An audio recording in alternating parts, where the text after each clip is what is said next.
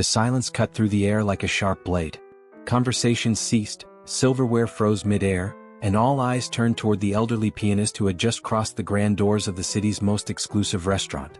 Robert Thompson, with his 78 years marked in every wrinkle, stood still under the golden glow of the crystal chandeliers, his modest figure dramatically contrasting with the ostentatious luxury that surrounded him. "Sir, I believe there has been some mistake," said the maitre d', Charles Parker, his voice cold and calculated, his words precise as poisoned darts. "This establishment has a rather specific dress code." Robert's worn blazer, though impeccably clean, betrayed years of careful use. His shoes, well polished but weathered by time, silently told stories of countless stages and performances. His hands, oh, those extraordinary hands that had made entire audiences weep with the delicacy of their touch, now trembled slightly as he held the cream envelope with golden edges. "There is no mistake, Mr. Parker." Robert's voice, soft yet firm like the deep notes of a well-tuned piano, filled the space between them. "I have a reservation. A gift from my student, Michael Bennett." The moment that followed was like a dramatic pause in a symphony, that tense instant before the crescendo. Parker examined the invitation with such palpable skepticism that it could have been sliced with a knife. His eyes traced every golden letter, every elegant curve of the handwriting, as if searching for flaws in a counterfeit note. "Wait here," came the command, loaded with unnecessary authority, as though Robert were a disobedient child. Parker disappeared toward the manager's office, leaving the elderly pianist exposed to the gazes and whispers of the elegantly dressed patrons. A young woman in a party dress whispered something to her companion, hiding a smirk behind her champagne glass. An executive in an Italian suit adjusted his gold watch, casting disapproving glances over his designer glasses. The air conditioning blew softly, but the chill Robert felt came from something much sharper than the temperature. William Crawford, the restaurant's manager, emerged from his office like a judge about to pronounce a sentence. His bespoke suit and platinum watch were clear symbols of the world Robert seemingly did not belong to. "Mr. Thompson," he began with a false cordiality that barely concealed his disdain, "we need to verify a few details. You understand our concern, don't you?" Crawford's next words were interrupted by a melody that floated through the air, piano notes dancing across the space. The house pianist had begun his nightly performance, his fingers moving mechanically over the keys of the magnificent Steinway grand piano that occupied the center of the room. Robert closed his eyes for a moment, letting the music envelop him. Nocturne in E-flat major by Chopin, a piece he knew intimately. Each note played correctly but without soul, without the passion that transforms simple sounds into pure emotion. "My documents, Mr. Crawford." Robert opened his worn wallet, pulling out each requested ID with dignity. His movements were deliberate, controlled, like the perfectly executed ritardando in a complex piece. "I believe you'll find everything in order." As Crawford scrutinized the documents with exaggerated attention, Robert's mind drifted to his modest apartment on the other side of the city. The faded walls adorned with old photographs of past performances, yellowed newspaper clippings that told the story of a young piano prodigy who had captivated audiences across the country. Awards and accolades that now served more as memories than as displays of grandeur. In a special corner, lovingly framed, was a recent photograph. He and Michael, his dedicated student, after the young man's first public performance. The proud smile on Michael's face, the gratitude in his eyes, were worth more than all the applause Robert had ever received in his career. "You understand our situation," Crawford's voice brought him back to the present. "We have a reputation to uphold. Our clients expect a certain standard." Robert nodded slightly, his eyes fixed on the piano in the center of the room. "I understand perfectly, Mr. Crawford.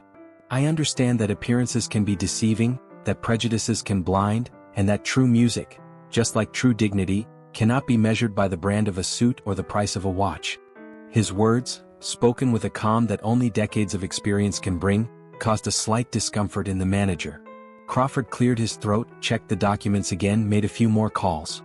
Finally, with visible reluctance, he authorized that Robert be escorted to his table. The walk through the main dining area felt like a march down the runway of humiliation. Each step was accompanied by looks of disdain, barely concealed whispers, mocking smiles. The assigned table was in a discreet corner, near the kitchen doors, clearly not the spot originally reserved by Michael. James, the young waiter assigned to serve him, practically threw the menu onto the table, without the usual courtesy reserved for other guests. "I must warn you that our prices are substantial," he said with a smile that didn't reach his eyes. Robert opened the menu with the same calm with which he would open a new sheet of music. His eyes skimmed the elaborate dishes written in French, each with prices that could cover a month of his piano lessons. But it wasn't the menu that held his attention, it was the music that continued to flow from the central piano, technically perfect but emotionally empty. In his wrinkled hands, marked by decades devoted to music, a story of perseverance and passion was about to be told. Robert Thompson was not just an elderly man in modest clothes, he was a maestro of life, an artist of resilience, and soon, everyone in that restaurant would discover that true greatness is not measured by outward appearances, but by the music that a soul is capable of creating. The night was just beginning, and with it, a lesson none of the guests would ever forget. The old pianist waited patiently for his moment, like a suspended note in the air before a great musical revelation.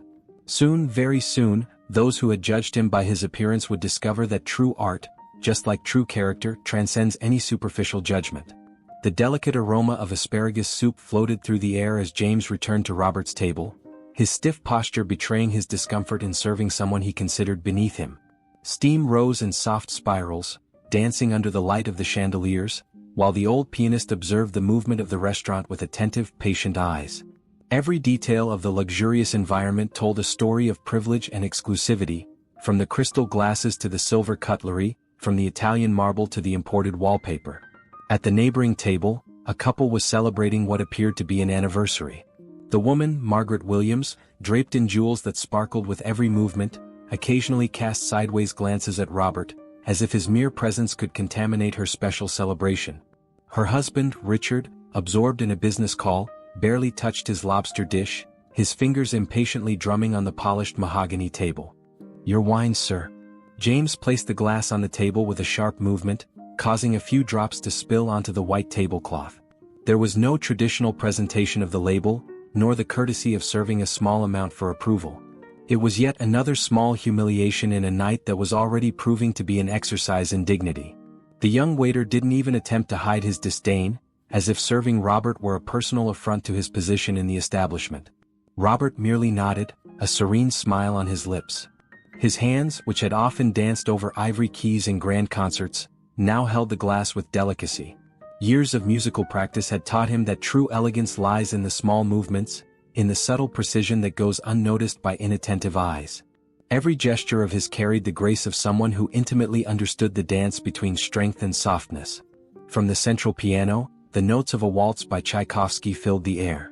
The house's young pianist, Thomas, played the piece with impeccable technical precision, but Robert noticed something missing, that spark of life that transforms notes into emotions, that makes hearts beat in sync with the music. It was like watching a painter copy a masterpiece. All the colors were in the right place, but the soul of the original creation had been lost in translation. As he sipped his soup, Robert allowed his mind to wander to the afternoon he met Michael, his dedicated student. The young man had arrived at his modest apartment 5 years ago, carrying an apparently impossible dream: to learn piano at 25. "They say it's too late," Michael had confessed, his eyes revealing a mix of hope and insecurity. His hands, calloused from work in a mechanic's shop, seemed out of place on the keys of Robert's old piano. The memory brought a special warmth to the old professor's heart.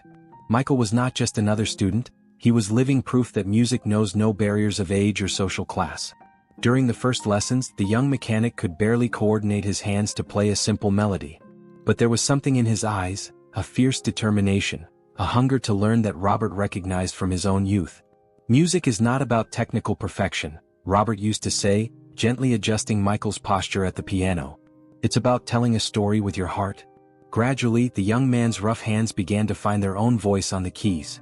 Hesitant notes transformed into musical phrases, and mistakes gave way to interpretations filled with feeling. A sudden murmur interrupted his thoughts. Thomas, the house pianist, had stopped abruptly in the middle of a piece. His face was as pale as the piano keys, and his hands trembled visibly. William Crawford, the manager, quickly approached the instrument, leaning in to hear something the young musician was urgently whispering. "Ladies and gentlemen," Crawford announced, his voice tight beneath the veneer of professionalism, "I apologize, but our pianist is feeling unwell. We will have a brief break in the evening's musical entertainment." His words dropped into the room like stones in a calm lake, creating ripples of dissatisfaction among the elegant patrons.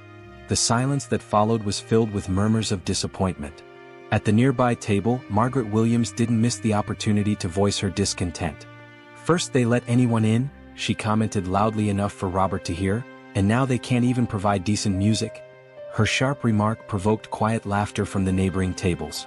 Crawford passed by the tables, offering elaborate apologies and promising compensation with wine and desserts. When he reached Robert's table, his eyes narrowed slightly, as though the old professor were somehow responsible for this new inconvenience. The tension in the air was almost palpable, like a violin string stretched beyond its limit. Robert watched the scene with growing interest. His hands, resting on the table, began to move subtly, as they always did when a particular melody started to take shape in his mind. Years of experience told him this was a crucial moment, one of those rare instances where destiny presents an opportunity disguised as a challenge. Thomas was discreetly escorted out of the room, leaving the grand piano alone, its silent keys gleaming under the chandelier light like a mute invitation. The instrument seemed to wait, patient as Robert himself, for the next act of this extraordinary night. To the other patrons it was just an expensive decorative object, but to Robert, it was an old friend waiting to tell a story. On the other side of the room, Crawford was speaking nervously on the phone, probably trying to find a last-minute replacement. His expression became increasingly tense with each unsuccessful call. The murmurs of discontent grew among the guests, threatening to turn an elegant evening into a social disaster. The words "refund" and "unacceptable" began circulating around the tables. Robert took another sip of his wine, savoring not just the taste of the drink but the moment that was drawing near. In his long life, he had learned that sometimes the greatest opportunities arise disguised as adversity. His hands, those hands that held the stories of countless concerts and years of dedication to the art, began to tingle with a familiar sense of anticipation. Music had always been his preferred language, his truest form of expression. Now, in this environment where he had been judged and diminished, where his dignity had been questioned at every turn, fate was presenting him with a unique chance to speak through the piano keys, to show that true art transcends appearances and prejudices. Robert knew he was about to change the atmosphere of this place, not with words of retaliation or gestures of indignation, but with something far more powerful, the universal language of music. His revenge would be sweet, not like a bitter retaliation, but as a gentle lesson on the true nature of human greatness. Years of experience had taught him that the best responses don't always come in words. Sometimes they come in musical notes, in melodies that speak directly to the soul. The black piano remained silent in the center of the room, its keys reflecting the golden light of the chandeliers like a silent invitation. The air in Le Maison was heavy with tension as William Crawford continued his frantic attempts to find a replacement. His voice, normally controlled and professional, began to show signs of desperation with each new unsuccessful call. The murmur of discontent grew among the patrons, threatening to turn the elegant night into a social disaster. Robert observed everything with a calm that only years could bestow. At 78 years of life, he had learned that the most meaningful moments often appeared disguised as chaos. His hands rested on the table, his fingers moving gently to the rhythm of a music that only he could hear, a habit developed over decades dedicated to the piano. The soup in front of him grew cold, forgotten, as his mind wandered through the years, recalling moments that had prepared him for this night. The memory took him back to a small apartment in the south of the city, where his mother, Sarah, a seamstress barely able to pay the bills, had transformed his life with a used piano. He was only 6 when she brought the instrument home, an old upright with some yellowed keys and others slightly out of tune. It took 3 years of saving every penny, she had confessed, her eyes shining with pride and hope. But music, Robert, music is worth every sacrifice.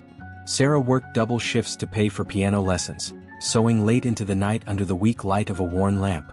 Robert could still hear the rhythmic sound of the sewing machine blending with his first clumsy attempts at playing scales. "Music doesn't come from your fingers, Robert," she would always say, massaging her calloused hands after a long day's work. "It comes from the heart, and yours, my son, is big enough to fill concert halls." At the table next to him, Margaret Williams continued her loud criticisms, each word laced with barely concealed prejudice. "This is simply unacceptable," she declared, adjusting her pearl necklace with ring-covered fingers. "First, they allow anyone to enter, without the slightest regard for the standards we used to uphold, and now they can't even provide proper entertainment." Her husband Richard, still tethered to the phone discussing some important business, only murmured in distracted agreement. James, the young waiter, hurried past Robert's table, carrying a bottle of premium champagne to another guest. His initial look of disdain had been replaced with a genuine expression of concern. Years of experience at La Maison had taught him that dissatisfied customers meant smaller tips, and the atmosphere was growing increasingly tense. It was then that Robert felt something shift inside him. It was the same sensation he experienced moments before a major performance. A mixture of peace and purpose, as if every moment of his life had led him to this point. His hands, marked by time but still precise, began to tingle with a familiar energy he hadn't felt in years. The memory took him back to his first public performance at 12, in the small church theater. His hands shook so much that he could barely button the white shirt his mother had ironed so carefully. The piano that night was far superior to his practice instrument, and the fear of disappointing his mother, who sat in the front row wearing her one good dress, nearly paralyzed him. "Remember, Robert," she had whispered before he took the stage, holding his trembling hands between hers, rough from work but infinitely gentle. "You don't just play with your fingers. You play with every story you've lived, every dream you've had, every moment of joy and sadness. Music is the voice of the soul, and yours has much to say." He thought of Michael, his dedicated current student, who had insisted on treating him to this dinner. The young man was living proof that music knew no social or age barriers. "You've changed my life," Michael had said when handing him the invitation, his eyes shining with the same intensity Robert had seen in his mother's eyes all those years ago. "You didn't just teach me music, you showed me that dreams have no expiration date." Crawford passed by his table again, sweat now clearly visible on his forehead, staining the perfectly pressed collar of his shirt. The manager seemed to be aging years with every minute that passed without music in the room. His eyes occasionally drifted toward the empty piano, as if the instrument were both the source and the solution to all of his problems.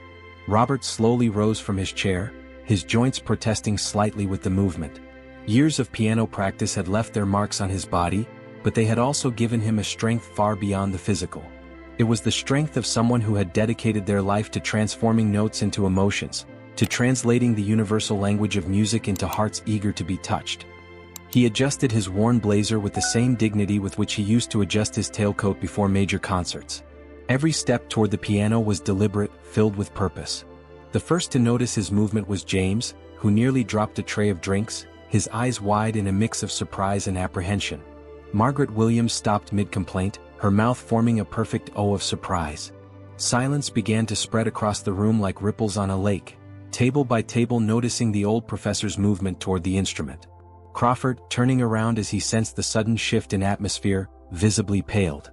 "Mr. Thompson," the manager began, his voice trembling slightly, "what do you think you're doing?" The panic in his eyes was evident. The idea that the man he had treated with such disdain might approach the valuable instrument seemed to cause him physical discomfort. Robert continued his path with steady steps. Every movement was like a note in a composition about to begin, precise, intentional, laden with meaning. The customers watched, some with disdain, others with barely concealed curiosity, as the old professor neared the magnificent instrument waiting silently. "You can't." Crawford tried again, but the words died in his throat as Robert reached the piano. The old professor lightly touched the polished surface of the instrument, like a friend greeting another after a long separation. His fingers glided over the black wood with reverence, acknowledging the nobility of the instrument. With a fluid movement that defied his age, Robert sat at the piano. The familiarity of the moment brought a faint smile to his lips. How many times had he made this same motion throughout his life? His fingers softly settled on the keys, recognizing their touch, establishing that intimate connection that only true musicians understand. The silence in the room was now absolute, as if the very air was holding its breath in anticipation of what was to come. Margaret Williams whispered something to her husband, who finally hung up the phone, his expression a mix of irritation and curiosity. At the other tables, silverware was set aside, conversations interrupted mid-sentence. Even the waiters stopped their comings and goings, all eyes fixed on the modest figure sitting at the majestic instrument. Robert closed his eyes for a moment, letting the muscle memory of 60 years at the piano guide his hands. He thought of his mother, her encouraging words, her sacrifice to give him the gift of music. He thought of Michael and all the other students he had taught over the years, each of them adding their own note to the symphony of his life. He thought of the people in this room, so quick to judge by appearances, so slow to see beyond the surface. When his fingers touched the first notes of Chopin's Nocturne in E-flat major, it was as though time itself stopped. The melody flowed from his hands with a smoothness that made several people hold their breath. It wasn't just technically perfect. There was something more, something that Thomas, with all his youth and technique, couldn't quite reach. The first note of the nocturne slid through the air like a whisper of silk, soft and delicate, touching something deep in the soul of everyone present at La Maison. Robert's hands moved over the keys with a grace that only years could teach, each movement precise, revealing decades of dedication to his craft. The melody gradually swelled, filling the room with a beauty that made time stand still, transforming a moment of humiliation into a living testament of dignity and art. Margaret Williams, who moments before had been criticizing Robert's presence, let her silk napkin slip to the floor without noticing. Her eyes, once hard with prejudice, now shone with something different, a mix of surprise, shame, and recognition. Long-buried memories began to surface, memories of her simple childhood in the countryside, where her father, John, a construction worker, sacrificed everything so that she could study piano. The memories came with a painful clarity, the smell of plaster dust on her father's clothes when he came home, his rough hands counting the spare change to pay for piano lessons, the proud smile on his face when she played, even if it was just simple scales. The lessons lasted only 2 years, until her father's cancer forced the family to sell the instrument to pay for his treatment. Now, decades later, Robert's music brought back not only that time of innocence and pure dreams, but also the crushing weight of how far she had drifted from her own roots. Beside her, Richard finally put away his phone, completely absorbed in the music transforming the atmosphere. For the first time in years, his thoughts were no longer on contracts or numbers, but on his late mother, Clara, who used to sing him to sleep. He remembered the nights when she returned home exhausted from her 2 jobs but still found the energy to sit at the edge of his bed and sing over the rainbow. A lump formed in his throat as an unexpected tear slid down his face, marking the first moment of true emotion he had allowed himself in years. James, the 23-year-old waiter, stood frozen with a bottle of wine in his hands, his arrogant posture completely dissolved by the music. His own memories took him back to the small St. Michael's Church, where his grandmother Martha played a worn piano for the choir every Sunday. Martha had never had formal lessons. She learned by listening and feeling, and her music, though technically imperfect, carried the same kind of soul that now flowed from Robert's fingers. The last conversation with Martha, 3 years ago at her deathbed in the public hospital, came rushing back. She had held his hands, looked deeply into his eyes and said, "James dear, never judge a book by its cover. The greatest blessings in life often come disguised." At the time, he had dismissed her words as ramblings of an old woman. Now, watching Robert play, he finally understood the deep wisdom in his grandmother's advice. Crawford, the manager, had leaned against a nearby column, his legs suddenly weak. In his 20 years managing La Maison, he had become an expert at judging people by their appearance, categorizing customers by the value of their watches and the make of their cars. His life was a carefully curated collection of elegant prejudices and subtle discriminations. Now, Robert's music shattered all those artificial barriers, reminding him of his own father, Frank, a bus driver who worked 2 jobs for 15 years to pay for his business administration degree. Frank died from exhaustion 3 months before his son's graduation, never having had the chance to see Crawford receive his diploma. The manager hadn't visited his father's grave in years, ashamed of who he had become. At a distant table, Emily held her daughter Sophie's hand, watching a miracle unfold before her eyes. The 8-year-old girl, diagnosed with severe ADHD and normally unable to focus for more than a few minutes, was completely mesmerized by the music. Sophie, who had always been the target of constant criticism at school for her restlessness, was now quieter and more focused than Emily had ever seen her. "Mommy," Sophie whispered, her big brown eyes fixed on Robert, "this is how angels must play." Emily felt tears in her eyes as she saw her daughter so present, so connected with the moment. For the first time since the diagnosis, Sophie wasn't fighting against herself. She was simply being, existing in perfect harmony with the music that filled the room. In the kitchen, Maria, the chef with 30 years of experience, had completely stopped preparing the dishes.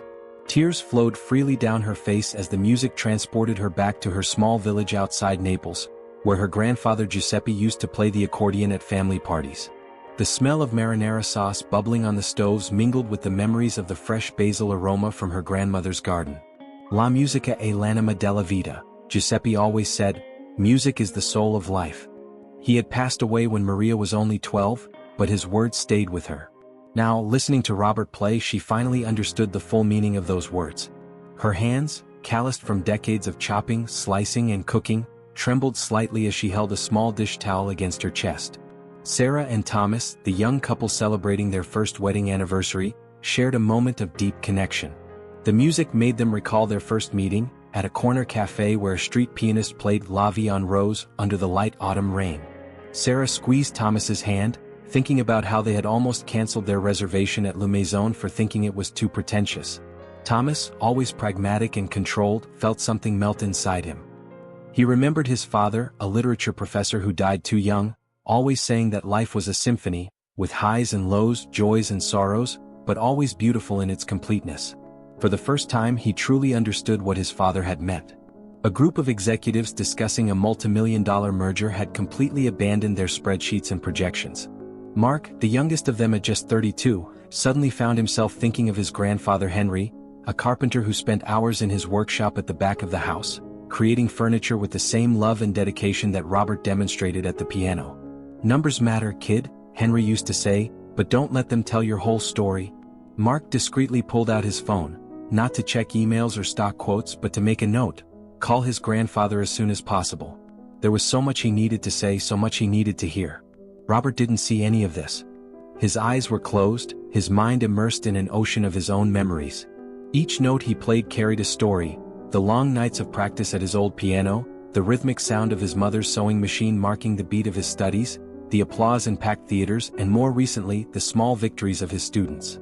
He thought of Michael, his dedicated student who had made this night possible. The young man who had arrived disbelieving in himself, convinced that at 25 he was too old to start, and now played with a passion that made Robert's heart as a teacher swell with pride. Michael, who insisted on paying more than agreed for the lessons, even when Robert tried to refuse, saying that the true value of what he learned couldn't be measured in money.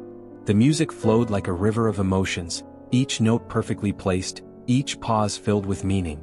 The Moonlight Sonata became, in his hands, a story of redemption, of overcoming, of beauty found in the most unexpected places.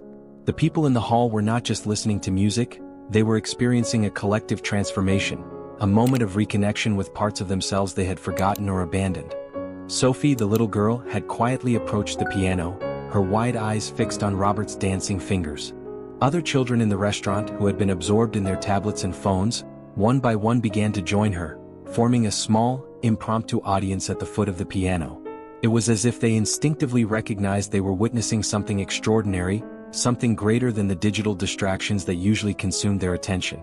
At the farthest table, George Anderson, an 82-year-old gentleman, removed his golden glasses to wipe his eyes. The music transported him 50 years back, to a special night at the Municipal Theater, where he met Elizabeth, his late wife. She had been wearing a blue dress that night, her jasmine perfume mingling with the notes of Chopin that filled the air. Elizabeth had passed away 3 years ago, taking with her the joy George felt when hearing classical music. Now, for the first time since her passing, the notes brought not only pain but also a sweet reminder of the love they had shared for 4 decades. A young Asian couple, Jennifer and David Chin, who were celebrating their third date, exchanged looks full of meaning. Jennifer, a violinist in the local symphony orchestra, recognized in Robert's hands the same passion that drove her to dedicate endless hours to her instrument. David, who had until then considered classical music something distant and inaccessible, felt deeply moved by the performance. In that moment, something special began to grow between them, a deeper connection through the music. In the kitchen, the young kitchen assistant, Pedro, only 19 years old, stopped washing the dishes. Tears silently streamed down his face as he remembered his grandmother Elena, who had sold her family jewels to pay for his cooking lessons. "Life is like a recipe, kid," she always said, "it needs love to turn out right." Robert's music made him feel the same love his grandmother put into every dish she prepared. As the last chords of the Moonlight Sonata dissipated in the air, there was a moment of sacred silence. No one moved, no one breathed. Time seemed suspended, as if the entire universe was paying homage to the beauty that had just been shared. But Robert wasn't done. Without pause, his fingers began to weave a new melody. This time it was Liszt, Liebstrom No. 3, a piece about love and loss, about the bittersweet beauty of life. The transformation in the hall was palpable. The social barriers that had once divided the space, the designer clothes, the expensive watches, the titles and positions, had dissolved in the presence of something greater. Waiters, customers, cooks, all were united by the universal language flowing from Robert's fingers. The music knew no distinction between the rich and the poor, between those wearing expensive suits and those serving them. James, still holding the forgotten wine bottle, felt a deep shame for his earlier behavior. His grandmother Martha's words had never made more sense than in that moment. He thought about how many other people he had judged hastily, how many extraordinary stories he had missed because of his prejudices. Margaret Williams no longer tried to hide her tears. Her pearl necklace and diamond rings suddenly seemed so insignificant in the face of the true wealth she was witnessing. She thought of her father John, of his calloused hands that always found time to hug her, and for the first time in decades she felt truly grateful for her humble roots. In that moment she made a silent promise to herself: she would visit her father's grave next weekend, something she hadn't done in over 15 years. The last notes of Liebstrom still lingered in the air when Robert began his next piece, the Piano Concerto No. 2 by Rachmaninoff. His hands, which just moments before had been objects of judgment and disdain, were now creating a world of pure beauty. The piano responded to his touch like an old friend, each note a shared secret, each chord a story of life. Crawford, still leaning against the column, felt something break inside of him. He remembered the day he decided to change his name from Carlos to Charles, trying to hide his humble origins. His father, an immigrant who cleaned offices at night, had saved every penny to give his son a better education. Now, watching Robert play, the shame he felt was no longer about his origins, but about having renounced who he truly was. At the table near the window, Amanda, a 35-year-old young executive, gripped her wine glass tightly. The music transported her to Sunday afternoons at her single mother's house, who worked as a nurse with double shifts. Even exhausted, Elena always found the energy to dance with her daughter in the small living room, teaching her that true happiness wasn't in the things they could buy. "Please forgive me," James whispered, timidly approaching Robert with a new bottle of the best wine in the house. His hands trembled slightly as he poured the glass, no longer with disdain but with deep respect.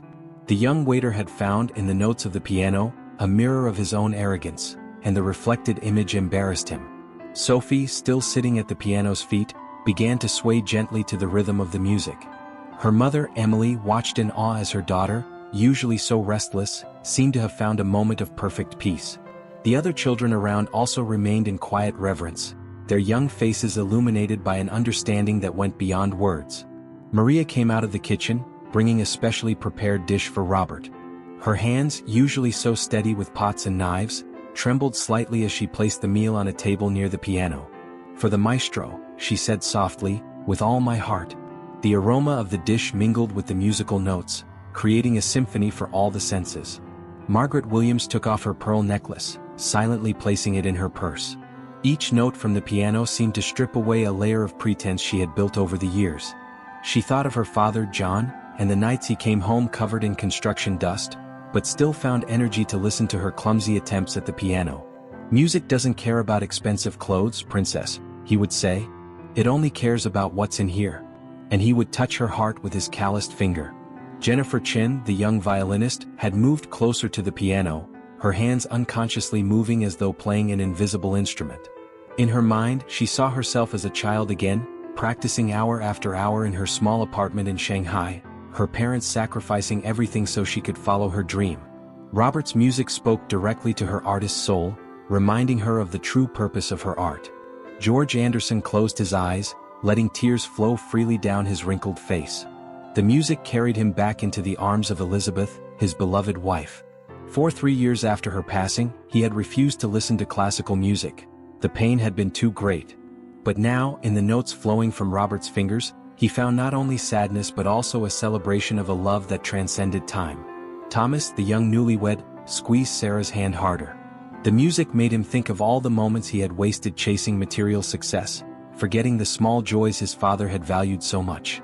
"Life is a symphony," his father used to say, and now he finally understood. Each moment a note, each experience a chord in the grand composition of existence. Pedro, the young kitchen assistant, had completely stopped his work, hypnotized by the music that filtered through the kitchen doors. He remembered his grandmother Elena, how she sang while cooking, turning every meal into a celebration of life. "La comida sin amor es como musica sin alma," she used to say, "food without love is like music without soul." Now, listening to Robert play, he finally understood the depth of those words. Mark, the young executive, had completely turned off his cell phone, something he hadn't done in years. The music transported him to his grandfather Henry's workshop, where the smell of freshly cut wood mixed with the stories the old carpenter used to tell. "Life isn't a race, son," Henry always said, "it's a dance." The spreadsheets and reports in his folder now seemed so empty of meaning. The Rachmaninoff concerto built in intensity, each note striking a different chord in the hearts of those present. Robert, completely immersed in the music, was unaware of the transformations he was igniting. His fingers danced across the keys with the wisdom of decades, telling stories of love, loss, redemption, and hope. Sophie began to draw in the small notebook her mother always carried to keep her entertained. But instead of her usual restless doodles, the little girl created patterns that followed the rhythm of the music, as if trying to capture on paper the beauty her ears were perceiving. Emily silently tucked the drawing into her bag, a treasure that would forever mark this extraordinary night. James remained close to the piano, forgetting his other tables, his tips, everything except the music that enveloped him. His grandmother Martha's words echoed in his mind with new clarity. "True beauty, James, is found in the most unexpected places." How many others had he judged and dismissed? How many extraordinary stories had he missed because of his prejudices? Crawford felt his legs weaken and discreetly pulled up a chair to sit. In his 20 years managing La Maison, he had become a master at creating the illusion of sophistication, the expensive wines, the elegant decor, the technically perfect musicians, yet emotionally hollow. Now, watching Robert play, he realized he had confused price with value, appearance with substance. A novice waiter, David, just 19 years old, timidly approached Crawford. "Sir," he whispered, "should we do something?" The manager simply shook his head, unable to form words. The music had stripped away their carefully constructed masks, revealing the boy who once dreamed of being an artist before the fear of poverty led him to choose a safer path. In the kitchen, the staff had completely stopped their work. Maria, the chef, led her team in respectful silence to the kitchen door, where they could hear better. Pedro, the young assistant, held the hand of Lisa, the 60-year-old pastry chef who had lost her musician husband 2 years ago. Lisa's tears mixed with a gentle smile. For the first time since her beloved's passing, the music brought not only pain but also healing. Jennifer Chin felt David's hand tighten around hers. In their 3 previous meetings, they had exchanged superficial conversations about work and hobbies. Now, sharing this moment of pure musical magic, a deeper connection began to bloom. Jennifer saw in David's eyes the same spark her mother had once described seeing in hers when she played the violin, a blend of vulnerability and strength that only true art can awaken. Sophie had begun to sway gently to the rhythm of the music, her movements fluid and natural, surprising her mother Emily. The little girl, who doctors had said struggled to concentrate, was completely absorbed, her small body instinctively responding to the universal language of music.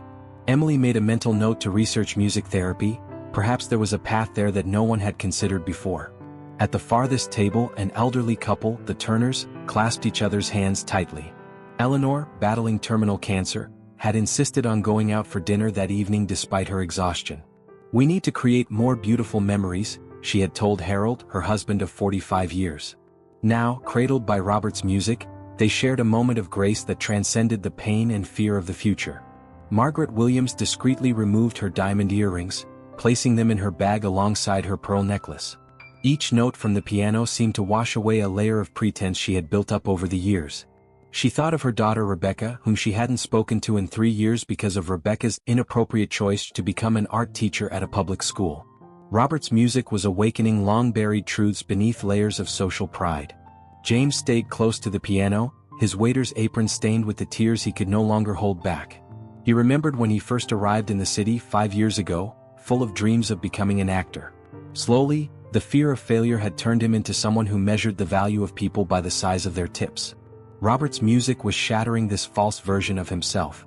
Mark, the young executive, removed his expensive tie and tucked it into his pocket. His phone remained off, something unthinkable just hours ago. The music made him question every decision he had made in recent years, always prioritizing numbers over people, success over meaning. His grandfather Henry's voice rang clearly in his mind. "True wealth, son, is being able to sleep peacefully with your choices." George Anderson had risen from his table and made his way toward the piano, his 82-year-old legs trembling slightly with the effort. In his mind, he was once again at the Municipal Theater, dancing with Elizabeth to the rhythm of a waltz. The pain of his loss was still there, but now mingled with a profound gratitude for having shared so many years with someone who understood, like Robert, that life is music that must be felt, not just heard. The small group of children at the foot of the piano had grown. In addition to Sophie, there was now Tommy, a 6-year-old son of a banker who hardly ever saw him, Maya, a 9-year-old whose parents were in the process of divorce, and the twins Oliver and Emma, 7 years old, who for the first time that night were no longer fighting. Each child seemed to instinctively understand what many adults had forgotten, that some truths can only be grasped through the heart. Crawford watched a transformation unfold in his beloved restaurant. The invisible barriers that separated the expensive tables near the windows from the simpler ones near the kitchen had dissolved. Robert's music had created a space where titles, bank accounts, and addresses no longer mattered. It was a moment of pure humanity shared. Maria emerged from the kitchen once again, this time bringing a special dessert not on the menu. It was a recipe from her grandmother, something she reserved for truly special occasions. Music feeds the soul, her grandmother always said, but the heart also needs something sweet. Her hands, usually steady after decades in the kitchen, trembled slightly as she arranged the dish. The final note of Rhapsody in Blue still lingered in the air when Robert began playing Clair de Lune by Debussy. His hands moved gently over the keys, each note carrying the weight of a life dedicated to music. The Lou Maison, once a temple of social pretense, had transformed into a sanctuary of revelations and reconnections. Margaret Williams clutched her phone tightly, tears silently falling onto her silk dress. After 3 attempts, she finally found the courage to type a message to her daughter Rebecca. "Forgive me, dear. I miss you so much." The words, simple yet sincere, carried the weight of 3 years of regret. Robert's music had shattered the chains of pride that kept her imprisoned by her own expectations. In the kitchen, Pedro found a scrap of paper and began writing a letter to his mother. "Mom, do you remember when you sold sweets at the school gate to pay for my music lessons? I should never have given up on our dream." His hands trembled as he wrote, years of guilt and regret flowing along with the words. Eleanor Turner, leaning on her husband Harold's shoulder, breathed in the music as if it were a more powerful medicine than any drug in her cancer arsenal. "Let's dance, my love," she whispered, carefully rising. Harold gently held her, and right there, in a small space between the tables, they began a slow waltz. Their movements were slow, limited by illness, but their hearts danced with the freedom of a love that defied time. Sophie had completed her drawing, a series of lines and curves that somehow perfectly captured the essence of the music. Emily gazed in wonder at her daughter's work, seeing for the first time not the symptoms of a disorder, but the unique expression of a sensitive soul. "This is what music looks like, Mom," Sophie explained, her eyes shining with a wisdom beyond her years. James removed his apron and name tag, placing them on an empty table. His eyes met Crawford's, and a silent understanding passed between them. "I'm going back to the theater," he said simply. "Life's too short to live other people's dreams." Crawford nodded, remembering his own abandoned dreams. Jennifer Chen had taken her violin out of its case. The instrument always accompanied her, even during romantic dinners. With tears in her eyes, she began playing alongside Robert, her music intertwining with the notes of the piano like two rivers meeting the sea. David watched his girlfriend with new eyes, finally understanding that he was witnessing not just music, but the very essence of love manifesting through art. Maria stepped out of the kitchen again, this time bringing her entire team. The cooks, waiters, and assistants formed a discreet semicircle near the piano. Pedro began to softly sing an old Italian song his grandmother had taught him, his young voice carrying the weight of generations of love and longing. Others joined in, creating an impromptu harmony born from the heart. The twins, Oliver and Emma, who could never sit still for an entire dinner, were seated in perfect synchrony, their small bodies gently swaying to the rhythm of the music. Their mother, Amanda, a busy executive who spent more time on video calls than with her children, watched the scene with a lump in her throat. In that moment, she promised herself that some meetings could wait, the childhood of her children could not. George Anderson closed his eyes, letting the music carry him back to the Municipal Theater, where he had met Elizabeth. It was 1973 and she was wearing a blue dress that danced with her movements. That evening's program included Clair de Lune, the same piece Robert was now playing. For the first time since Elizabeth's death, George felt he could smile when thinking of her. The music had transformed his pain into a sweet celebration of the love they had shared.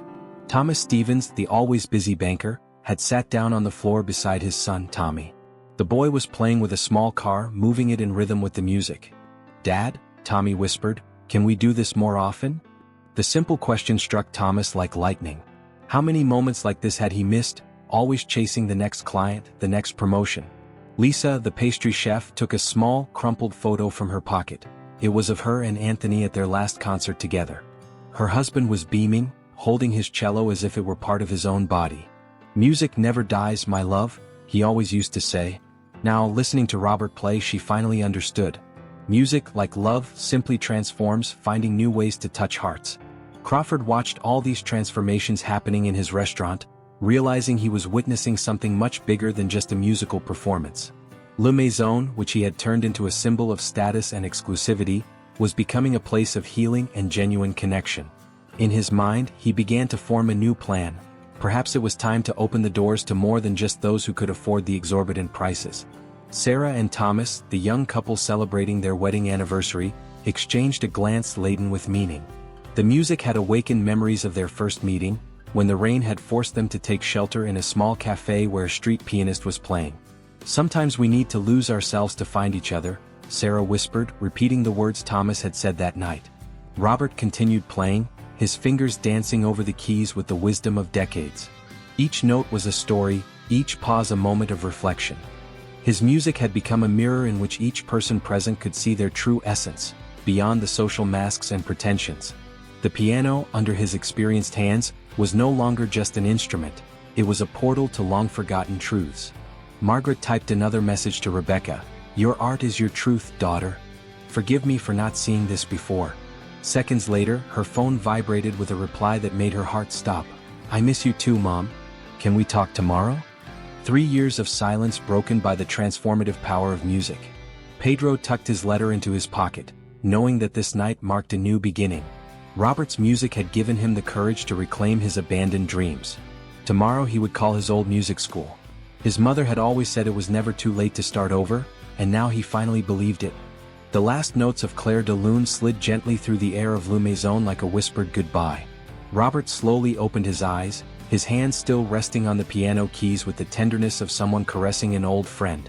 The silence that followed was not empty, it was filled with transformed hearts, awakened souls, and lives forever changed by that extraordinary night. Margaret Williams was the first to rise. Her tears, no longer hidden behind a linen napkin, flowed freely as she walked toward Robert with steady steps. With trembling hands, she removed a delicate gold necklace from her neck, the last reminder of her father. "My father always said that music cleanses the soul," she said, her voice soft and filled with emotion. "You didn't just play the piano tonight. You played something far deeper in each one of us." Sophie ran up to Robert, her small steps light as musical notes dancing in the air. In her hands, she held a vibrant drawing that captured the essence of the night in colors and shapes. "I drew your music," she exclaimed, her eyes sparkling with a pure joy that made Emily cry with happiness. On the paper, colored lines intertwined like a dance, each hue representing a different emotion the music had awakened in her young soul. James approached, carrying not only a bottle of the restaurant's finest wine but also a new determination in his eyes. "To the true artist of the night," he said, placing the bottle on the piano. "You've taught me that serving doesn't mean diminishing oneself, and that true dignity is priceless." Crawford walked up to the piano, each step heavy with the regret of his past actions but light with the promise of change. "Mr. Thompson," he began, his voice clear despite the emotion, "tonight has changed not just Le Maison but all of us. I would like to invite you to be our resident pianist for special occasions. This restaurant needs more than just fine food, it needs the soul your music brings." Eleanor Turner, still leaning on her husband Harold, smiled through her tears. "Your music reminded me that every moment is precious," she said softly. "Life is not measured by years but by moments like this." Harold gently embraced her, knowing that this night had given his wife something no medical treatment could offer: hope. Pedro stepped out of the kitchen, followed by the entire team, each carrying a special dish that Maria had prepared. In the center, a cake decorated with musical notes and shining chocolate gleamed under the restaurant's lights. "To remind us that true art, whether in music or cooking, comes from the heart," Maria explained, her Italian accent more pronounced with emotion. Jennifer Chin picked up her violin once again, beginning the first notes of Tchaikovsky's Violin Concerto.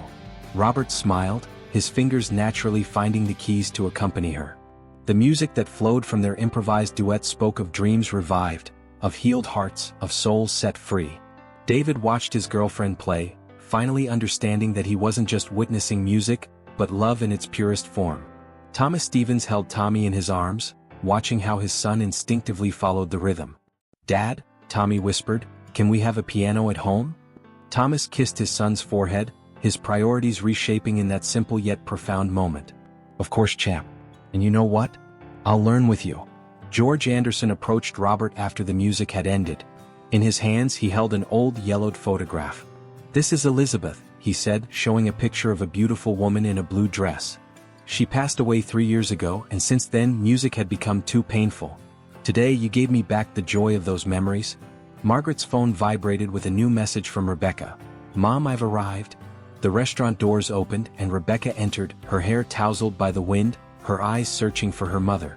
The embrace they shared was like a bridge over 3 years of silence. "Forgive me," Margaret whispered. "You always knew better than I did where to find true beauty." Sarah and Thomas, the young couple, approached Robert. "You made us remember why we fell in love," Sarah said, her fingers intertwined with her husband's.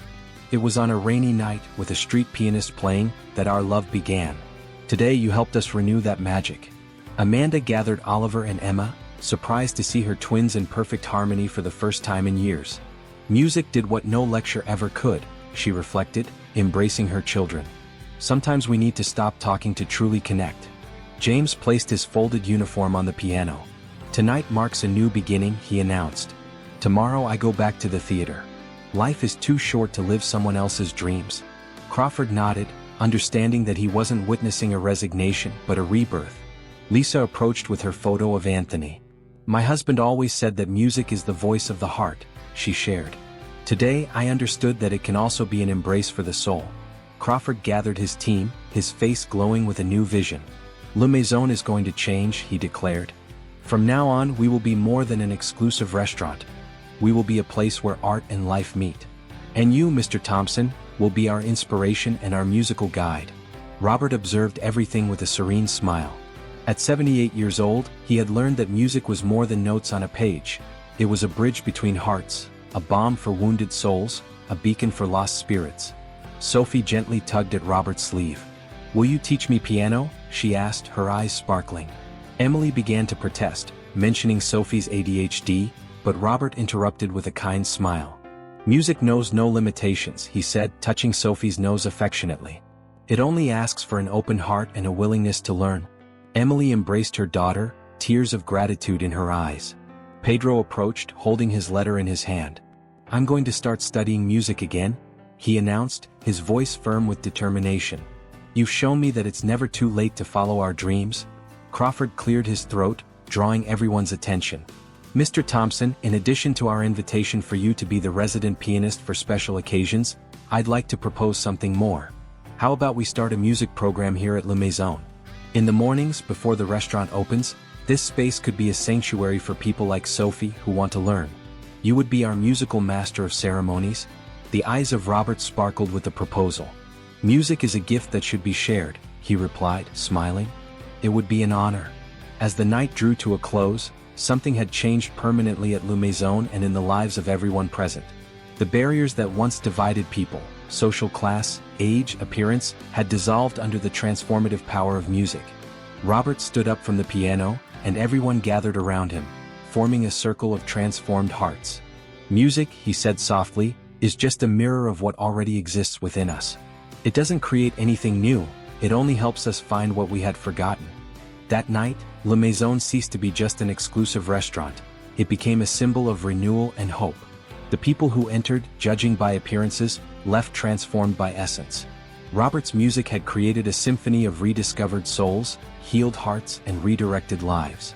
And so, a night that began with prejudice and humiliation ended as a celebration of the transformative power of music and the human ability to change and grow.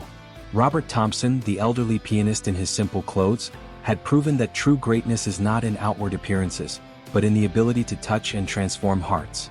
Dear friends, did this story touch your heart? Share your own experiences of transformation in the comments below. How has music changed your life? What unexpected moments brought you the greatest lessons? Don't forget to subscribe to the Life Stories channel and hit the bell to receive more stories that inspire, move, and remind us of the power of compassion and art. Together, we can create a community of open hearts and awakened souls. Until the next story.